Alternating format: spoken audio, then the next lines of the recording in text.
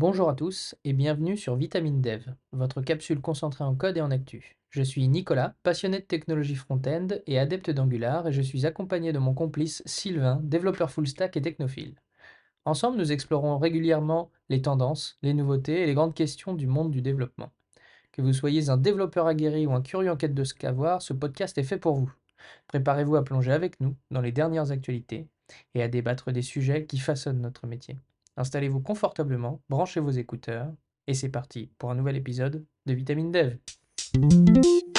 Bonjour à tous, et puis une fois n'est pas coutume, on va commencer par les news. Alors pour ceux qui l'avaient suivi lors de la Google I.O. ou pour les aficionados des news EA du moment, Google avait annoncé ses Web EA durant la Google I.O. qui permettait de faire tourner nativement dans les navigateurs Chrome un petit modèle d'IA, donc Gemini Nano, ouvrant la voie aux applications web utilisant un LLM déporté sur la machine cliente. Eh ben, bonne nouvelle pour vous, il est maintenant disponible sur Chrome Canary pour le tester. Alors Chrome Canary ou Chrome Dev. Après un petit paramétrage de flag dont je vous laisserai aller chercher dans la documentation ce qu'il faut faire et un téléchargement de Gemini Nano qui peut mettre un peu de temps vu sa taille, vous aurez accès aux fameuses commandes dans la console JavaScript et dans vos projets JavaScript de Windows.ia qui vous permettra du coup d'agrémenter vos applications. Et ça, Voilà, c'est je vous quand même laisse. très beau. Et Et ça, c'est oui, et je dirais même que maintenant la curiosité sera vous porter pour aller tester ça. Je sais, toi, Sylvain, de ton côté, tu as regardé d'autres choses aussi. oui, effectivement, j'ai regardé d'autres choses et je voulais notamment mettre en avant le fait que en Chine, Harmony OS, il est passé devant iOS. Alors comme ça peut paraître incroyable. Alors après, bon, on se doute bien, il y a un marché particulier en Chine, hein, et puis surtout une situation géopolitique entre la Chine et les États-Unis qui est un petit peu spéciale avec l'affaire, tout ce qui s'est caché derrière Huawei, etc. Vous avez certainement suivi ça, mais ça me semblait important de le préciser pour montrer à quel point eh bien la force aussi de la consommation locale et de tout ce que peut faire Huawei fait que ils arrivent à mettre en avant comme ça leur système d'exploitation. Mm. C'est vrai Voilà. qu'Harmony OS, on le voit pas trop chez nous, du coup. Ah oui, on le voit pas trop chez nous, donc pas trop de crainte de notre côté, c'est vrai, quand on fait un développement, mais c'est à surveiller parce que très rapidement, je pense, si ça continue à croître à cette vitesse, eh bien, ça fera vraiment partie des OS à avoir en tête sur lesquels il faudra penser C'est en clair, termes voilà, en termes c'est clair. Parce qu'il faut pas d'utilisateurs. oublier qu'ils sont 1 milliard chez eux, quand même. Voilà, c'est ça, et forcément, ça aide à venir comme ça, grappiller des parts de marché. De mon côté, moi, j'ai regardé un petit peu des outils, des frameworks, on va dire, ou plutôt des librairies. On a déjà eu le débat, donc là, ayons le bon mot, des librairies, pour faire écho un peu à un autre épisode que nous avions fait. Moi, j'ai regardé Parfum.js. Alors, qui n'a jamais souhaité suivre finement la performance de ses applications web au runtime? C'est quand même quelque Ouais. chose qu'on aimerait savoir, suivant les utilisateurs, le nombre de devices qu'on peut avoir. Et puis, évaluer les axes d'amélioration à partir de ces métriques. Bah, ma découverte de la semaine, ça a été une bonne découverte, c'est Perfume.js, qui va dans ce sens-là. C'est une petite librairie qui est dédiée à la surveillance et l'analyse des performances d'une application web, mais au runtime. Elle permet par exemple de suivre des indicateurs tels que la performance, le temps de chargement d'une page, avoir des informations sur l'environnement d'exécution de votre site, du device client, agrémenter les logs aussi de performance de DevTool avec pas mal de petits marqueurs qui permettent d'aller beaucoup plus finement cibler les améliorations à faire sur nos applications et ça vient se greffer un peu par-dessus les Web Core Vital que Google met en avant pour définir ce que c'est qu'un bon site et aussi comment ça remonte dans le SOE. Donc voilà, ma petite découverte de la semaine côté Ouais, ouais. Il va falloir environnement que j'aille JS. tester ça. Il va falloir que j'aille tester ça, effectivement. Euh, Très bien. Alors moi, comme vous avez remarqué, on tente de mettre en avant régulièrement des petits projets open source. Enfin, je dis les petits, des petits ou des gros d'ailleurs.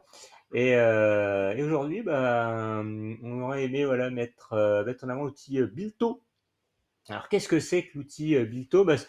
Alors ça peut paraître très simple, c'est un outil de ticketing open source, tout simplement.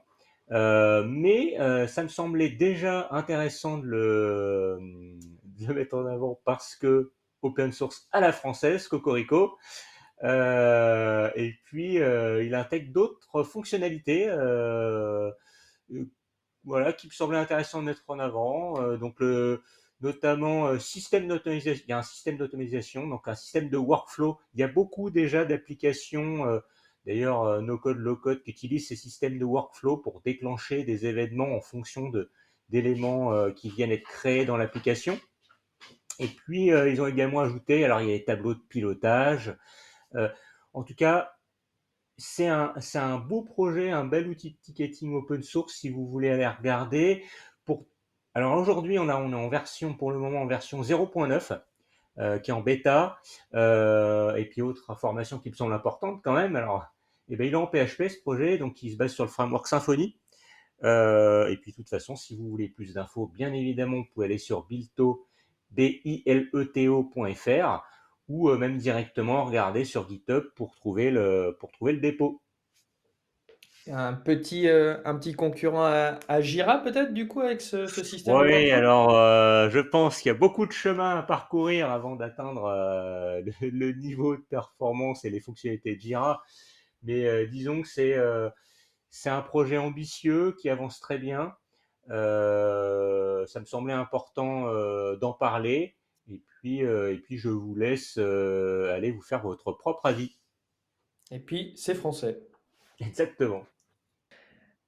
Petite news de mon côté, là on va repartir un petit peu pour faire à quoi est-ce qu'on avait déjà vu. On revient sur la saga un peu Nvidia.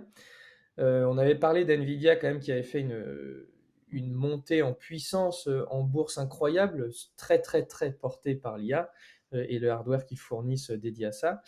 Et ben dans cette saga, Nvidia, un court instant peut-être, puisque aux dernières informations, quand on regarde maintenant, ce n'est plus vraiment le cas, mais est passé comme la société la plus cotée en bourse du moment, donc devant Apple, devant Microsoft, qu'on pensait toujours indétrônable, et ben Nvidia les a détrônés un court instant.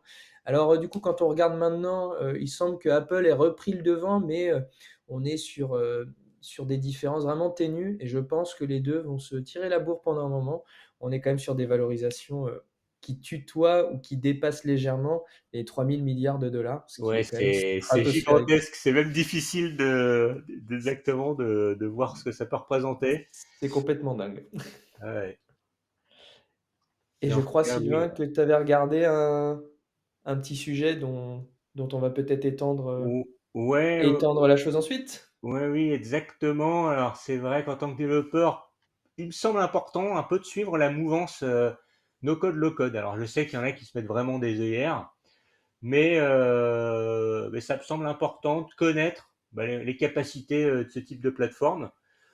Bon alors des plateformes low code no code, bah, il en existe des tonnes, hein. Donc par exemple Power Apps, Buddy AppSmith, PandaSuite. Alors je vais m'arrêter là. Il y en a tellement et il y en a quasiment, je vais exagérer, mais toutes les semaines il y en a une nouvelle. Mais je voulais parler aujourd'hui de Tooljet. Tooljet. Alors qu'est-ce que c'est Tooljet? Alors ils ils indiquent plutôt que c'est un framework low code open source et concrètement bah, qui permet de construire et de déployer des outils, des applications. Bon, rien de surprenant hein, puisque c'est un outil low code et c'est un petit peu l'objectif. On va retrouver les grandes briques intéressantes qui vont permettre nous de nous aider à construire une application. Donc on peut forcément intégrer facilement des bases de données comme Postgre, MongoDB, voire même des outils comme Elasticsearch.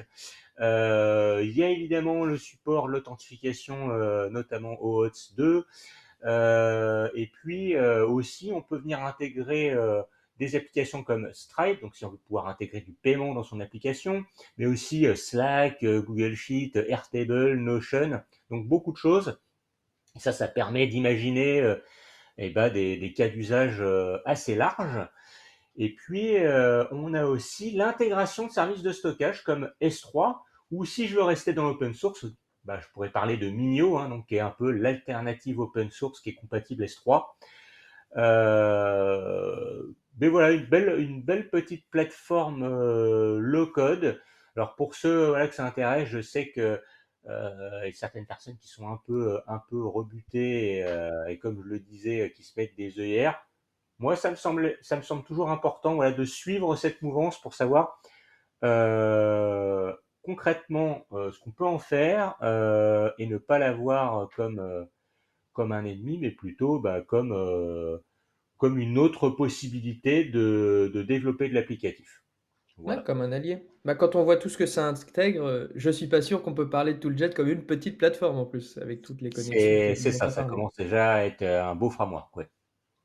On va Et, passer peut-être un peu à ce qui s'est passé en termes d'interaction, de conférences. On a et pas ouais, mal les de conférences, conférences ouais. passées, Sylvain. Je sais que toi, tu as regardé une conférence autour de Flutter. Exactement, On- la FlutterCon, alors qui a eu lieu début juillet à Berlin, du 3 au 5 juillet. Alors, grosse conférence, hein, vous vous doutez bien, FlutterCon, ça porte très très bien son nom. Donc, bah, ça a pu parler de tout ce qui gravite autour de Flutter. Alors, je dis bien autour de Flutter, c'est un peu plus large que ça. Mais voilà, l'idée, c'est de partager classiquement à travers une conférence, donc les connaissances, les techniques, les innovations autour du framework. Donc, ça s'est déroulé, comme je le disais, sur 3 jours, avec, euh, pour faire simple, une première journée plutôt architecture des applications. Donc c'est toujours assez intéressant parce que quand on démarre une application, on se pose souvent cette question-là. Ok, je veux faire ça. Quelle C'est clair. architecture je vais mettre en place pour pas faire un truc peut-être trop lourd parce que c'est une petite application, mais en même temps je me dis qu'elle va évoluer. Donc comment je vais faire, etc. Et puis également le développement multiplateforme sur cette première journée avec bah, un exemple, comment on peut faire du traitement en arrière-plan de calculs complexes, comment on peut intégrer des plugins Google Maps sur du multiplateforme, jusqu'à même du développement Android TV, Apple TV, avec une petite séance de live coding pour nous montrer ça. Et puis ensuite, le jeudi, là, plutôt interopérabilité back-end. Donc, comment on peut faire avec du Dart pour communiquer avec du JavaScript, par exemple. Et puis le vendredi, on est revenu, alors là, plus sur le state management, comment on peut avoir des fortes interactivités, alors notamment sur du développement de jeux, et puis également une petite passe sur l'internationalisation, toujours un mot facile à dire. Pas simple à dire, ouais. Voilà, tout ça pour dire bah, multilangue, accessible à tous. Donc voilà, 3 belles journées bien remplies autour de Flutter. Je pense qu'on va rapidement retrouver des séquences, des vidéos, de toute façon sur YouTube ou sur toute plateforme de vidéo de VOD. Donc voilà, si vous êtes curieux, n'hésitez pas à aller voir. Si vous êtes surtout curieux de l'univers Flutter, qui pour moi est un magnifique univers, un magnifique environnement. Donc n'hésitez pas à aller voir ça. Le site de la conférence, donc c'est d'ailleurs fluttercon.dev. Et de ton côté, toi, bah Nicolas, t'as aussi regardé, tu Ouais, t'es renseigné sur quelques conférences également, deux j'en notamment. ai, j'en ai regardé deux. Alors, regarder, c'est un bien grand mot. On va dire, je me suis intéressé au sujet. J'ai pas pu les suivre ou quoi que ce soit. D'une, parce que certaines, dont la première dont je vais parler, la Quantum Computing, on va voir, est quand même une conférence digne d'intérêt, mais avec qui a quand même une singularité, mais j'aimerais en parler. C'est quand même une conférence qui a eu lieu le 27 juillet, donc, qui avait pour but de couvrir des sujets d'IA et d'informatique quantique. Donc, c'est pas forcément des choses qu'on a l'habitude de voir. Alors, de l'IA, oui, mais de l'informatique quantique, beaucoup moins déjà. Conférence sur une seule journée. Alors, pour ceux qui ont pu y assister, peut-être un peu frustrant, puisqu'elle couvrait pas mal de choses, mais sur une seule journée avec pas mal de choses en parallèle. Et donc, c'était réparti en différentes stacks. Donc, je ne vais pas rentrer beaucoup dans le détail, mais voilà, si vous voulez y aller, il y a très certainement des replays et des détails sur les sujets. Alors, c'était divisé en tracks, ils appelaient ça. Il y avait une track pour l'IA, qui parlait des sujets d'IA, une track pour la partie cloud, une track pour la partie deep dive, alors plutôt sur la partie cloud computing et quantum computing, et une partie sur les révolutions des sciences, puisque qui parle D'accord, ouais, ouais. d'informatique quantique parle aussi de sciences, donc il y avait tout un volet sur cet aspect-là également.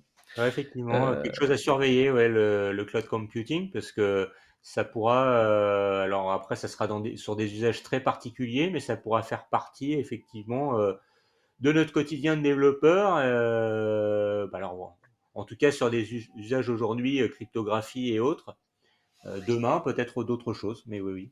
C'est ça exactement. Je me suis imaginé des cloud functions en quantum computing peut-être Mais un pourquoi jour pas, oui. pour nos applications, sait-on jamais. Et donc, si ça vous intéresse, puisqu'il y a cette conférence 2024 de la quantum computing, mais il y en a eu d'autres précédemment, vous pouvez aller les retrouver, les sujets des articles et les vidéos sur conf42.com/quantum 2024 pour cette occurrence-là. Ok. Et je me suis aussi intéressé rapidement à l'Agile 2024. Alors là, ça va beaucoup plus tous nous toucher quand on est développeur. On a tous entendu le mot soyons agiles, travaillons agile. Donc, l'Agile 2024, une conférence qui s'est passée du 22 au 26 juillet, donc, a été créée par l'Agile Alliance, l'organisme qui porte le Manifesto for Agile Software Development, qui décrit les principes agiles et qui explicite comment on les applique au développement logiciel, puisque l'agile, c'est pas forcément que pour le développement logiciel, qui a organisé cette conférence autour de l'agile. Elle est disponible pour les membres de l'Agile Alliance uniquement, malheureusement, de ce que j'ai pu lire. Ouais. Donc, j'ai pas pu en savoir beaucoup plus, mais ça aborde un petit peu tous les aspects quand même de ce que c'est que travailler en Agile, comment on peut faire évoluer son équipe autour de l'Agile et passer en Agile, et les pièges à ne pas, à ne pas reproduire, je dirais, lesquels il ne faut pas tomber dedans quand on fait de l'Agile. Mais il faut être membre pour pouvoir voir cette conférence en ligne ou ses replays. Et pour devenir membre ou pour en savoir plus, vous pouvez passer sur www.agilealliance.org. Eh ben, merci Nicolas. Effectivement, l'agilité, on le voit tous les jours, plus ou moins, on va dire, bien implémenté. Je parle notamment du Scrum, mais oui, oui. Et oui, et donc effectivement, la Scrum Alliance, donc d'ailleurs, qui est un organisme qui permet de passer une certification. Je crois que c'est alors la Scrum Master CMC ou quelque chose comme ça. Et il y a également d'ailleurs un concurrent, si j'ose dire, mais il y a deux plateformes qui font des certifs agiles avec aussi scrum.org. Et donc, bah, n'hésitez pas à aller voir. Peut-être d'ailleurs, vous avez déjà une de ces deux certifications. Aujourd'hui, nous allons aborder un sujet qui gagne de plus en plus en popularité dans le monde du développement logiciel, le mouvement low-code, no-code. Ces nouvelles approches permettent de créer des applications avec peu ou même sans aucune ligne de code. Elles offrent des opportunités incroyables pour accélérer le développement, réduire les coûts et permettent à des non-développeurs de participer à la création d'applications. Vous l'aurez vu, de par les news avec Tooljet par exemple dont on vient de parler, et par les conférences avec la FlutterCon qui ne manquera pas d'aborder Flutterflow, j'en suis sûr, le sujet est bien présent. Et nous allons en parler aujourd'hui de Flutterflow, cette plateforme qui permet de créer des applications Flutter de manière visuelle et s'inscrit totalement dans cette mouvance à sa manière. Pour nous en parler plus en détail, je vais passer la parole à Sylvain, qui a eu l'occasion d'explorer cet outil et puis d'autres dans son activité professionnelle ou ses recherches personnelles et qui pourra un peu nous aiguiller sur ce que c'est cette mouvance et où vient s'inscrire Flutterflow là-dedans. Ah, effectivement, merci Nicolas pour cette introduction. Alors oui, peut-être avant de rentrer dans le vif du sujet et Flutterflow, c'est vrai que et comme je le disais tout à l'heure, no code, low code, high code, on aime les confronter, ces approches. Et c'est vrai que j'essaie de le voir un peu autrement et de me dire que c'est plutôt des approches très différentes, complémentaires. Et je le vois un peu comme des outils, c'est-à-dire bah, quand on est... alors c'est vrai que j'ai parlé d'ailleurs de high code, hein, no code, low code, high code, high Ouais, code. peut-être les définir pour ceux qui nous écoutent, qui ne les auraient peut-être pas. No code, pas du tout de code, donc c'est clairement des plateformes, des solutions logicielles qui permettent de développer d'ailleurs des logiciels, mais sans aucune ligne de code, alors via du drag and drop, des menus de configuration, etc. Du low code, ça nous laisse une petite ouverture de code ou de pseudo-code pour faire de la customisation, et le high code, on va appeler ça voilà, le développement traditionnel. Donc là, bah, on ouvre notre EDI ou IDE préféré et puis c'est parti. Euh, donc voilà, c'est des approches qu'on adore confronter, mais c'est ni plus ni moins que des outils, le no-code, low-code. Comme il faut savoir choisir, pour moi, la bonne technologie quand on doit développer une application. Alors maintenant, c'est vrai qu'il existe, et si on est dans le monde, dans l'univers Java, l'univers .NET, et ben on peut faire énormément de choses, hein. On peut quasiment d'ailleurs tout faire avec, mais c'est pas forcément toujours les plus adaptés. Je pense que c'est intéressant de se poser la question, même si forcément on a une expérience, une expertise dans des domaines et c'est normal, eh bien il y a des langages pardon, ou des frameworks plus adaptés pour répondre à telle problématique, et c'est la même chose pour moi avec le no-code, low-code. Donc on va retrouver tout un tas d'applications qui permettent de répondre à des problématiques pour résoudre des problèmes, tout simplement. Trouver des solutions à des problèmes, et pour moi c'est un peu la même chose, ce qu'on a avec les langages et les frameworks répondent à des problèmes. Donc c'était juste pour déjà dire, on va essayer le moins possible de les confronter là en discutant, même si c'est normal que ce soit des sujets clivants et qui posent question, parce qu'il peut y avoir aussi des craintes. Alors il y en a qui mettent énormément en avant, ça va remplacer, voilà, on n'aura plus jamais besoin de faire de développement. Et moi, je suis plutôt dans le camp du bah, au contraire, ça va nous permettre facilement de donner la main à des équipes de pas forcément non développeurs pour pouvoir prototyper des choses et réfléchir un petit peu plus peut-être à l'aspect métier pour savoir si déjà on arrive à répondre aux problèmes. Et une fois qu'il est bien identifié, qu'on puisse, pour les parties les plus complexes, qui nécessitent le plus, on va dire, de réflexion ou de système avancé, là on passera par du développement traditionnel, par du high code. Donc c'est un peu ça. C'est un peu ça déjà. D'accord, ouais. Voilà. Je Ça voulais permet de commencer par recadrer les ça. choses, c'est pas des visions qui sont forcément totalement opposées les unes aux autres, il faut bien les choisir comme tu dis. Ah, c'est ça, je voulais, en tout cas, je voulais ne pas aller dans cette direction dans notre discussion. Alors après, concrètement, comment on peut différencier il y a plusieurs axes qui permettent de différencier. Déjà, est-ce qu'on va sur du no-code, du low-code, du high-code? euh, Bah, je l'ai déjà dit, effectivement, bah, il y a la notion de code et de compétences, parce qu'évidemment, si on n'a aucune compétence en développement informatique, mais vraiment aucune, on va forcément se diriger vers du no-code, voire peut-être du low-code avec des petits outils adaptés, parce qu'il y a du low-code qui se base sur des systèmes un peu comme des formules, un peu ce qu'on pourrait retrouver dans Excel, qui permettent un premier niveau de customisation. Donc effectivement, les compétences, mais il y en a d'autres. Il y en a d'autres sur lesquels il faut réfléchir. Par exemple, bah, j'en parlais, la customisation. Souvent, une plateforme no-code, on ne pourra la customiser, ce que j'appelle customisation, c'est-à-dire bah, changer les aspects graphiques ou le design, le layout en termes général, bah, que ce que la plateforme permet. C'est-à-dire que bah, s'il n'y a pas l'option, bah, on est bloqué. Et à part attendre une prochaine mise à jour et suivre la roadmap, et bah, souvent on ne peut pas aller beaucoup plus loin. Mmh. Euh, Pour créer un environnement de marque, ça peut être compliqué du coup. c'est ça. Alors maintenant, la plupart des plateformes no-code essaient au maximum d'ouvrir cette custo, mais ça reste très compliqué. Après, on arrive sur des usines à gaz où on a 1 million de paramètres à customiser pour pouvoir faire notre plateforme. Donc voilà, donc attention, et attention à pas, on va dire, tordre le cou aux solutions pour leur faire des choses pour lesquelles elles n'ont pas été construites à la base. Donc toujours prendre du recul. Est-ce que j'ai besoin d'évolutivité? Quelles sont les compétences? Quelles sont mes compétences? Quelles sont les compétences de l'équipe? Est-ce que j'ai besoin? Est-ce que j'ai des fonctions métiers complexes où de toute façon je sais que je vais devoir passer par du dev parce que ça, je vois pas comment je vais pouvoir faire ça avec du low code. Bref, prendre un peu de recul et puis après voilà, et ben on peut se lancer. Alors d'ailleurs, un petit point d'information, souvent, je dis pas de compétences en développement. Pour les plateformes no-code, voire low-code, on appelle ça souvent citizen developer. C'est un peu le terme. Alors Je pourquoi? ne connaissais pas le terme. Voilà, alors citizen developer, en gros, les développeurs sans code. En gros, euh, c'est bien des personnes qui vont développer des applications et qui ont la connaissance, on va dire, des plateformes qu'ils vont intégrer et puis de la solution qu'ils vont utiliser. Donc, comme je le disais d'ailleurs en introduction, ça reste des outils, comme pourrait être un langage, un framework.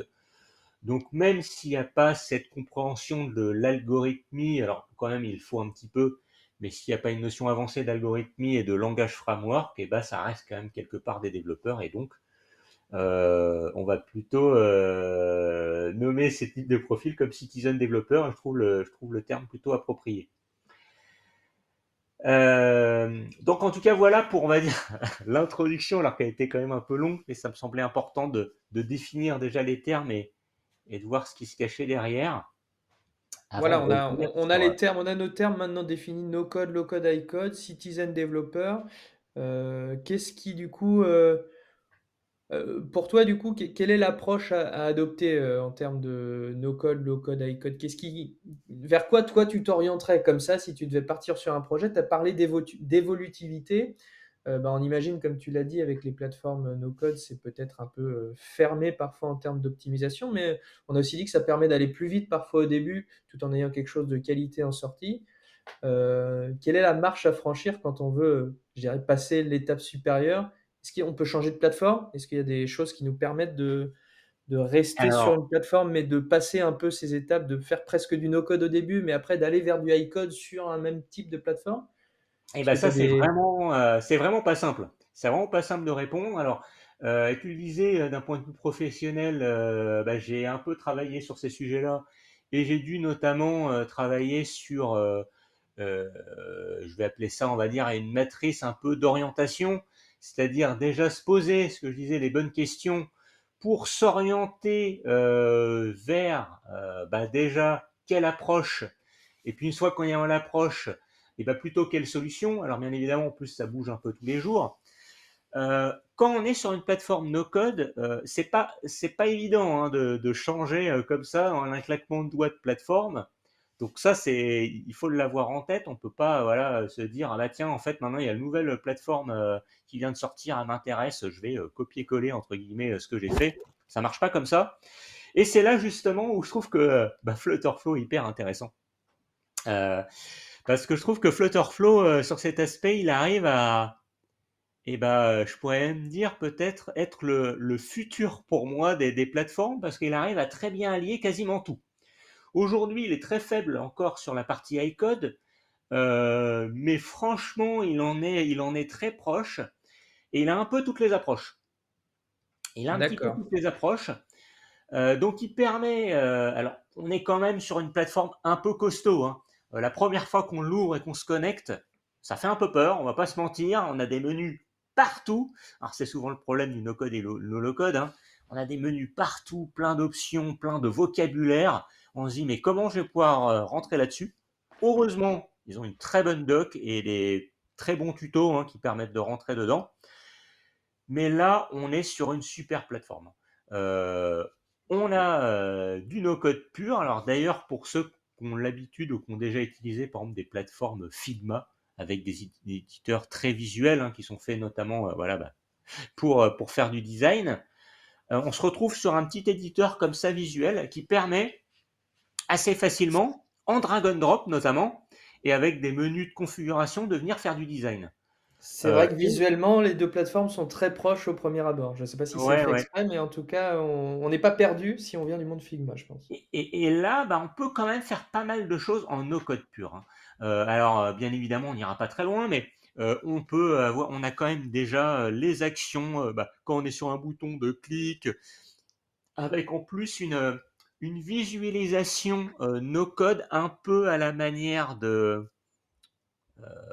d'outils comme Power Automate, N8N, c'est-à-dire qu'on vient mettre des blocs successifs qui vont faire des actions pour Ah quelque oui, part d'accord. développer un petit algorithme. Donc là, on est vraiment à la frontière no code le code. Hein, mais euh, donc c'est vraiment intéressant déjà cette première approche. Ensuite, ils ont aussi la brique low code. Alors que là, ils ont plein de vocabulaire. Ils appellent ça les custom actions. Donc les actions, c'est les briques fondamentales qu'on peut réutiliser à la manière no code dans l'application justement. On crée une custom action et ensuite on est capable de la réutiliser. Il y a aussi les custom functions. Donc là, on est déjà plus sur du low code. On va vraiment low code. On va coder par exemple en Dart une fonction qui nous manquerait. Voire même les custom widgets où là bah, on va développer le widget donc dans l'environnement Flutter un widget c'est quelque part, bah, tout est widget, hein, donc c'est un peu compliqué de le dire, mais tout est widget en Flutter, mais là c'est un peu une classe composant graphique qu'on va construire complètement de manière custom et qu'on va pouvoir réutiliser. Donc de la même manière en Dart. Et là où je trouve que Flutterflow a un énorme avantage, c'est d'être aussi en capacité de proposer de proposer une bonne expérience pour, on va dire, le troisième groupe. Et là, je pense qu'ils ont encore du travail, mais on y arrive. Bah, c'est côté iCode. Donc déjà, ils ont le Cloud Function. Donc effectivement, on peut venir créer nos Cloud Functions et venir les intégrer. Certes, on pourrait se dire, et alors, bon, ça pourrait être que du low-code. Hein, je fais un peu de code, je l'intègre. Mais là où c'est très fort, bah, c'est qu'en fait, Flutterflow, ça génère vraiment un projet Flutter. On est en train vraiment de travailler sur du code et on n'est pas sur une plateforme complètement fermée où on ne sait absolument pas le code qui est généré derrière, on ne peut pas le récupérer. Donc là, concrètement, quand on est sur la version payante aujourd'hui, on peut synchroniser Git et on peut complètement télécharger le code source qui est directement utilisable à travers un environnement de développement. Ah oui! Ah ça, c'est très fort. Du coup, Eh ce ouais, que tu es en train de dire, ça veut dire qu'on peut avoir notre Flutterflow et quand même quelqu'un qui se dirait, bah moi j'utilise pas Flutterflow, qui travaille sur le code source directement et les deux communiquent via Git du coup et peuvent, enfin on peut retrouver ce que quelqu'un a fait sur son Visual Studio à partir du même code. Il a alors poussé sur Git, ça reviendrait dans Flutterflow? il y a encore du travail là-dessus. J'ai pas pu pousser très loin ces éléments-là. Pour le moment, quand j'utilise la plateforme, je me suis arrêté au Cloud Function. Donc j'ai vu cette synchronisation Git et le fait de télécharger du code source. Mais en tout cas, ils ont toutes les briques élémentaires pour le faire.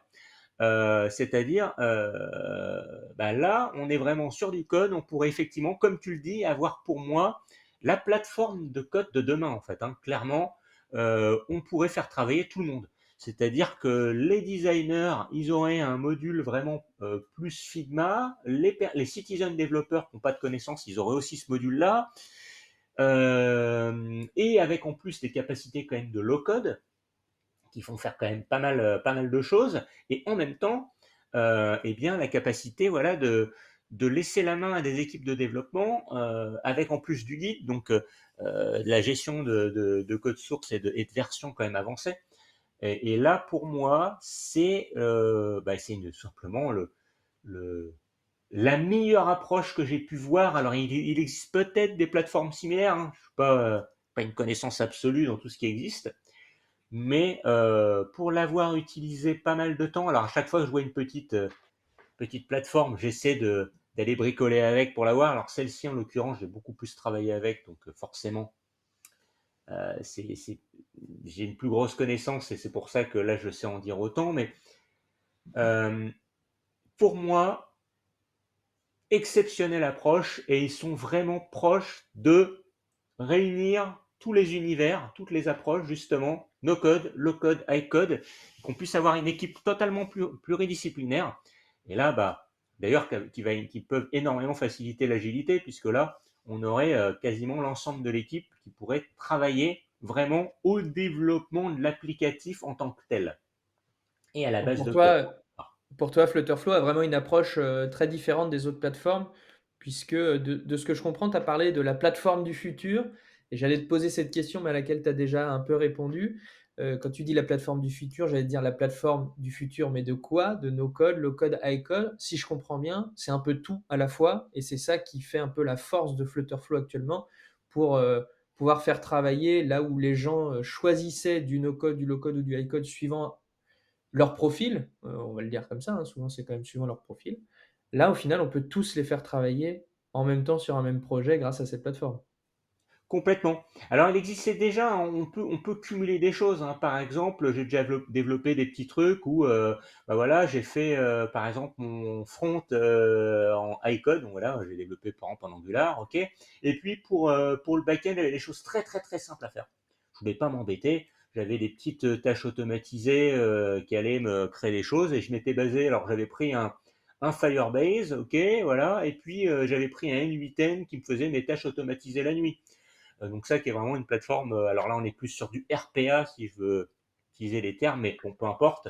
Low code en tout cas, où j'ai pu voilà, développer très simplement Voilà ma petite tâche automatisée la nuit qui allait récupérer des informations sur une API, qui les pré-traitait, qui les enregistrait dans ma base, et puis voilà. Donc on a ça. Mais là, c'est vraiment une plateforme unifiée qui permet de répondre à chaque profil.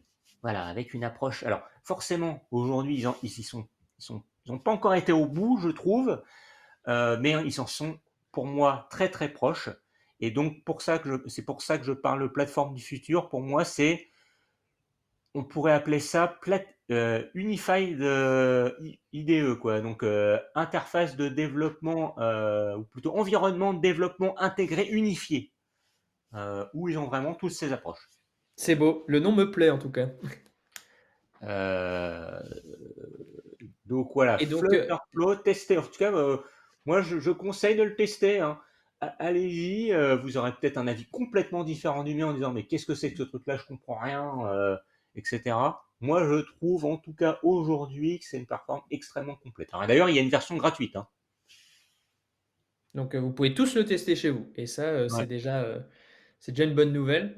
Et qu'est-ce qu'elle comprend du coup cette version gratuite, Sylvain, si on essaye de Oui, rentrer alors un tout oui, petit peu dans tu le as raison détail de de le ce que ça comprend, préciser. ce que ça comprend pas. Et ouais, tu as raison de le préciser. Alors forcément, bah, il y a un modèle économique, hein. Ils vont pas offrir ça totalement gratuitement. On peut faire quand même énormément de choses avec la version gratuite. Concrètement, la version gratuite, on peut quasiment faire du bout en bout, sauf que ils vont nous limiter sur certains aspects, notamment les cibles de déploiement. Vous vous doutez, Flutter, bah, on est multiplateforme, hein, quand on développe, donc bah, Flutterflow permet aussi de cibler de manière multiplateforme. Et là, bah, ils vont nous limiter quand on est sur la version gratuite. On va pouvoir que publier sur bah, du mobile, du mobile, pas du tout, du web. Alors, quand même avec un petit avantage, parce il y a une petite coche dans la configuration pour que ça publie de manière PWA, donc une application PWA.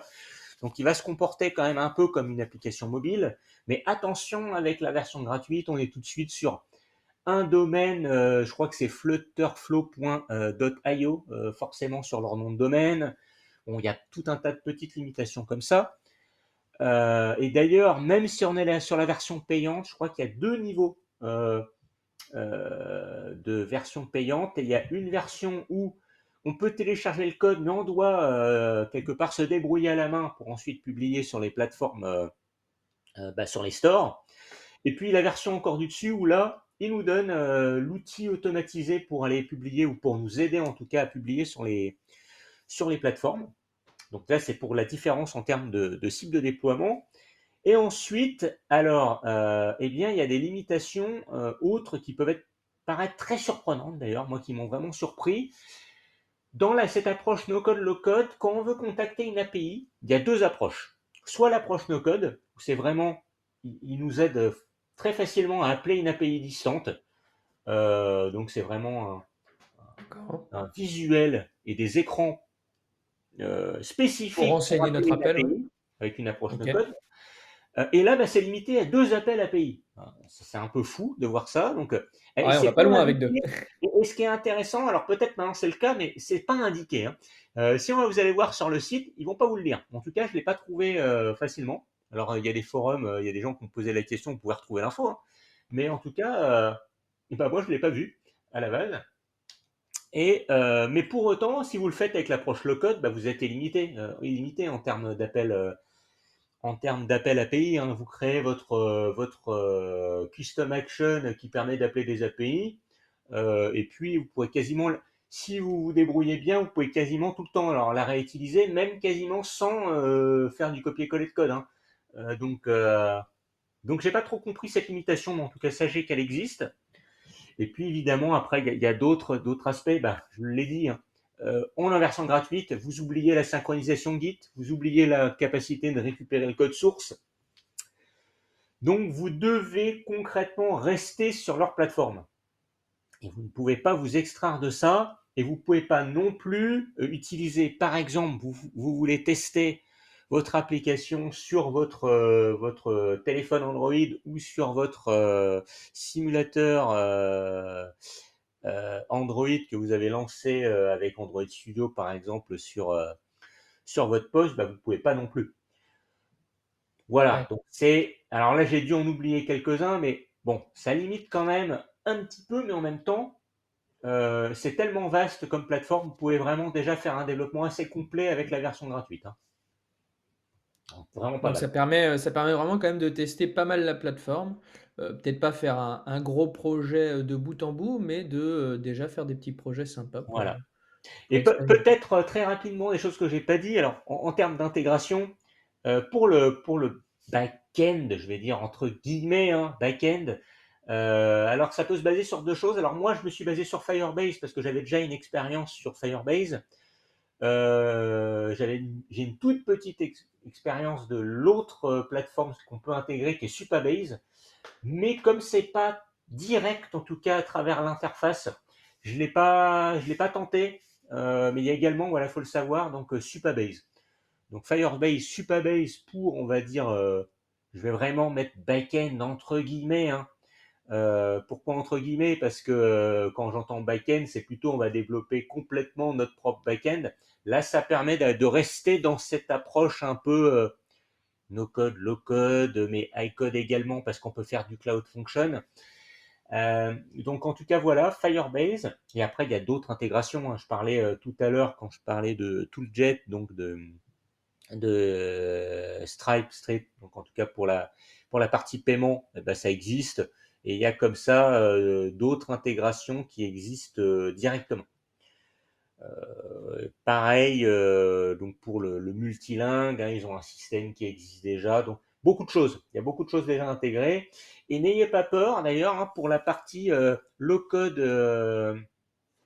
Donc vous voulez coder en Dart, et ben il y a possibilité aussi d'ajouter ses propres packages, hein. Donc c'est ouvert. Et on peut complètement venir développer ce qu'on veut déjà avec la plateforme en version gratuite.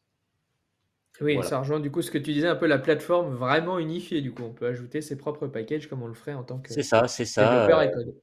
Un fichier PubSpec et on peut venir alors pas l'éditer directement avec la version gratuite, mais en tout cas on a capacité de venir ajouter des packages.